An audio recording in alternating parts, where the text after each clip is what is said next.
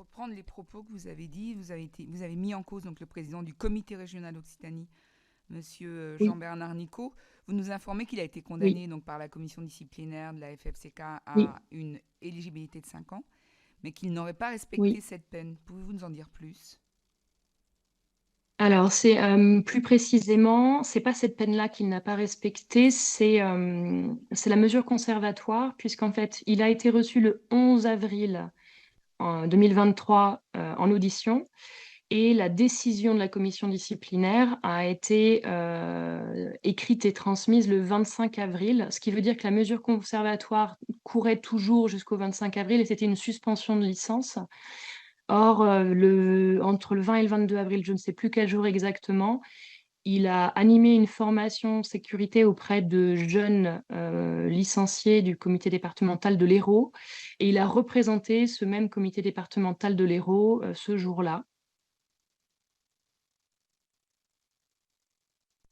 Merci. J'ai informé le président de la fédération qui, je ne sais pas s'il s'est passé quelque chose ensuite.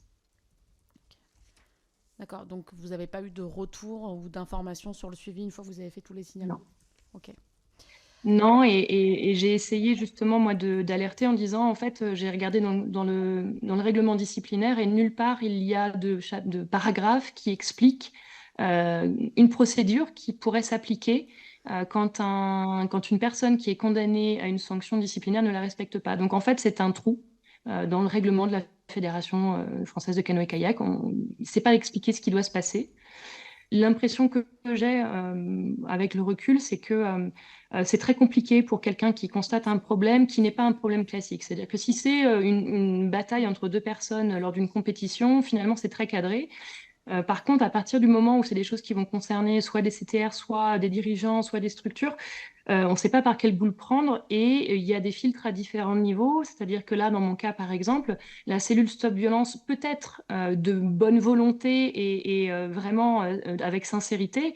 A peut-être, moi, l'impression que j'ai, c'est qu'elle a énormément filtré le contenu de mon dossier, ce qui fait que le bureau exécutif ne prenait pas forcément une décision éclairée puisqu'elle n'avait pas forcément tous les éléments. Et ça montre un petit peu la difficulté de prendre les bonnes décisions, sachant que ce n'est pas la cellule Stop-Violence qui saisit la commission disciplinaire, elle propose quelque chose et le bureau exécutif décide derrière. Mais du coup, finalement, l'interconnexion entre les signalements et les sanctions disciplinaires sont inexistantes. Moi, j'avais alerté là-dessus à l'époque et ce qu'on m'a répondu, c'était tant qu'il n'y a pas de décision au pénal, on ne peut rien faire. Et moi, je disais, mais c'est faux, vous ne dépendez pas d'une décision pénale, vous avez un règlement intérieur et je leur ai même surligné des extraits du règlement intérieur en disant, regardez, ce point-là, ce point-là, ce point-là ne sont pas respectés.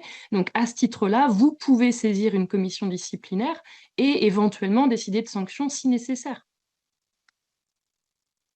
J'ai pas eu de réponse.